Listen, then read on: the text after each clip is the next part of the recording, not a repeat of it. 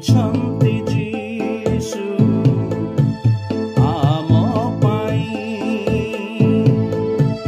ମରିଛନ୍ତି ଯୀଶୁ ଆମ ପାଇଁ। କାଲବାରି କ୍ରୁଶରେ ରକ୍ତ ଦେଇ ମୋର ପାଇଁ ଆଉ ତୁମରି ପାଇଁ, ମୋର ପାଇଁ ଆଉ ତୁମରି ପାଇଁ। ମରିଛନ୍ତି ଯୀଶୁ ଆମ ପାଇଁ। प्रिय श्रोता बंधु प्रभु श्रीख्रीष्टଙ୍କ सर्वश्रेष्ठ नामରେ ଆପଣଙ୍କୁ शुभेच्छा। पवित्र बाइबल जिसा पुस्तक 53 अध्यायर द्वितीय पदरे आम एपरी पाठ करूँ, कारण से ताहांक दृष्टि चारा तुल्य और शुष्क भूमि उत्पन्न मूल तुल्य बढ़िले। ताहांकर रूप कि शोभा नहीं, पुणी ताहांकु देखिले आम्भे माने जे श्रद्धा करिबा ताहांकर एपरी सौंदर्य नहीं। एठारे जिसाय प्रभु श्रीख्रीष्टଙ୍କ संबंधरे भविष्यवाणी करुछन्ते। वास्तव में प्रभु श्रीख्रीष्ट जे अत्यंत प्रतिकूल परिस्थिति रे जन्म नेले, से जन्म नेला परे ताहांकु लुगारे गुड़ा होई गुहाल कुंडरे शुआई दियागला।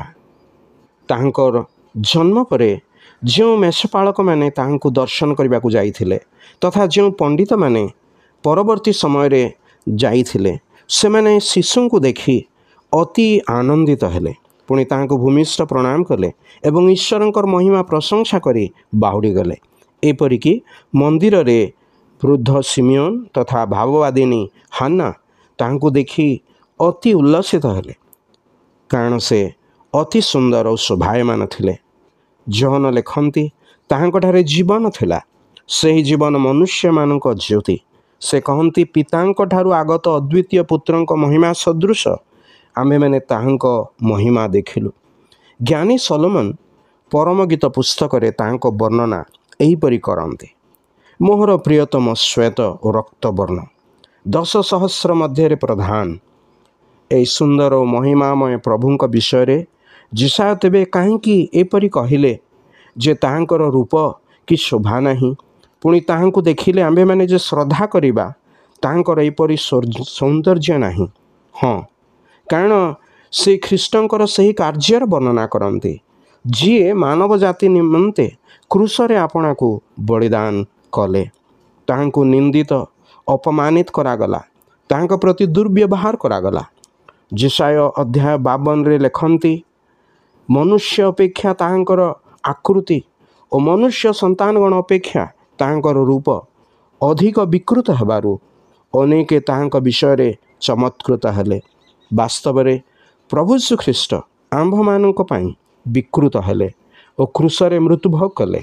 जेपरी आमे मानव जाति जो माने पाप द्वारा विकृत होइछु, आमाने पाप क्षमा अनंत जीवन और आत्मिक सुंदरता प्राप्त हो पारिबा। मृत्यु उत्थित प्रभु श्रीख्रीष्टंठारे विश्वासकारी प्रत्येक व्यक्ति पाप क्षमा अनंत जीवन और आत्मिक सुंदरता प्राप्त हुअन्ति। आमाने मध्य जेपरी यही सुंदरता प्राप्त हो पारिबा ईश्वरंक ठारे आमर प्रार्थना।